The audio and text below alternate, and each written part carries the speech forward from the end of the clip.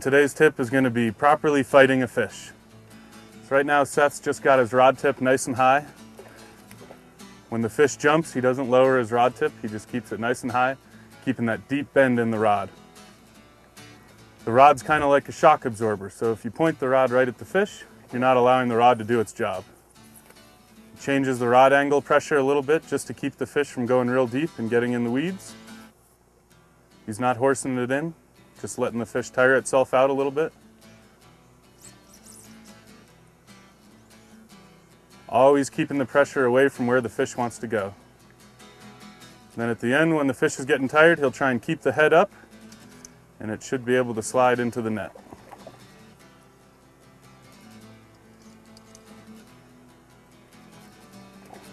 Perfect.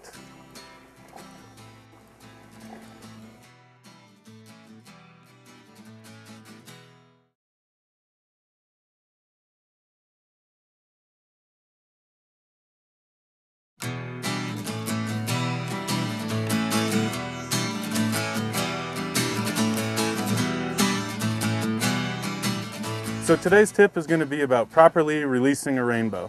A lot of the waters around this area we practice catch and release fishing, so just as important as knowing how to catch a fish, it's as important knowing how to properly release a fish. What Jed's going to work on right now is trying to touch the fish as little as possible. The more he touches the fish, the more that slime comes off, and that slime is their immune system. So he's just going to get the fish, put its face upstream in real clean, clear water. Start to get some oxygen running through.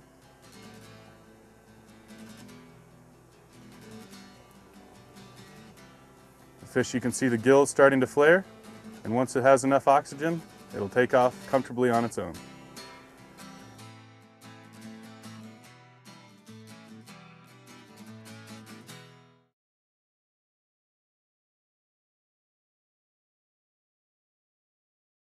Hi, I'm Seth Matthew with the Steamboat Flyfisher, and today's tip is reading water. Now, the reason we've chosen this spot right here is because we have a shallow riffle that drops off into a deep run. What that provides is food for the fish, food and cover. So the water is going to pick up bugs over the shallow riffle and drop them into the deep water where the fish can sit with minimal work and eat a lot of food.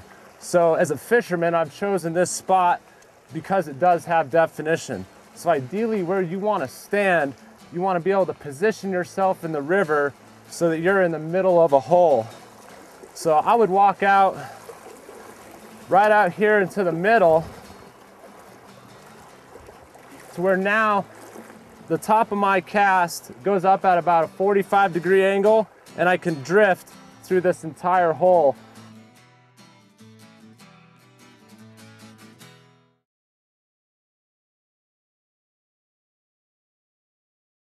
Hello, my name's Steve Henderson. I'm with Steamboat Flyfisher, and today I'm going to give some tips on how to fish a streamer. The streamer is something that's meant to move through the water. It's going to pull through the water much like a minnow or a leech or a crayfish would swim. So what we want to do is we want to position ourselves to where we can best present a minnow so it actually moves through the water. We don't want it to drift like a dry fly or a nymph. We want it to move.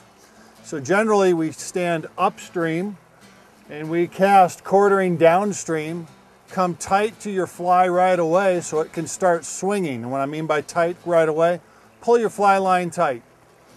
Get it to swing through the area that you want to fish. You know, when you're nymph fishing, you want to drift through the area where you think the fish is. When you're streamer fishing, you want this fly to swing through the area.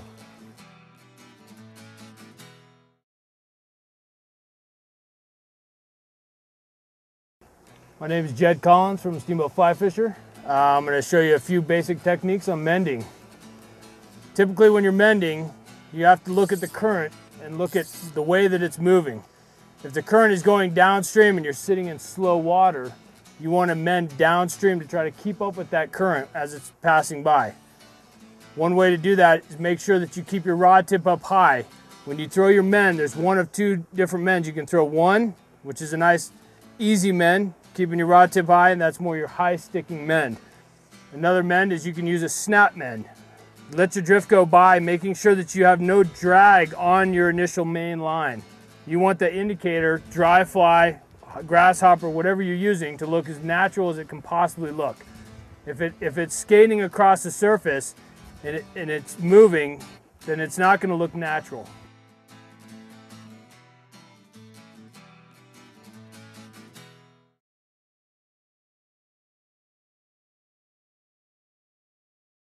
Hi, I'm Seth Matthew with the Steamboat Flyfisher, and today's tip is setting up a dry dropper or a hopper dropper. The purpose of setting it up with a hopper with a nymph hanging down below it is for shallow water areas just like this, where a lot of times fish, they get used to seeing a big strike indicator, become wary of that. So we tie on a grasshopper with a nymph below it, and that's a more sleek presentation towards the fish. This water here is about 3 feet deep, so we're gonna make our dropper go about 2 feet deep. I already have my hopper tied on, so what I'm gonna do is tie on a section of tippet and use the same knot I tied on the hopper with, and I'm just gonna tie it on the tail end of the hook here. Then I'm gonna use the same knot to tie on the dropper about 2 feet behind it. So that's our setup with the hopper and the dropper right behind it.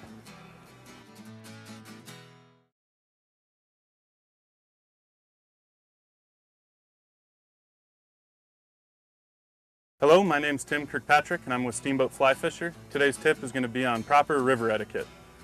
So when you come up to a spot like this, you can see these two guys are probably part of the same fishing group. It's important to make sure that you're letting them enjoy their fishing as much as you hope to enjoy your fishing. So this is an example of improper river etiquette. This third fisherman has come up and he's setting up right in between the two fishermen, and he's not allowing them to fully cast and fully enjoy their day of fishing. So this is an example of good river etiquette. This third fisherman is coming upon the two, and this fisherman is going to ask permission to make sure it's okay to cross downstream of them. If the third fisherman crosses upstream of these two fishermen, chances are he's going to turn up a lot of dirt and silt and muddy up their fishing hole. So the proper river etiquette is to ask permission, cross downstream of these two fishermen, and try and move up about 1.5 feet above where they're fishing. That'll allow everyone to fish and have fun and work their way slowly up the river in unison.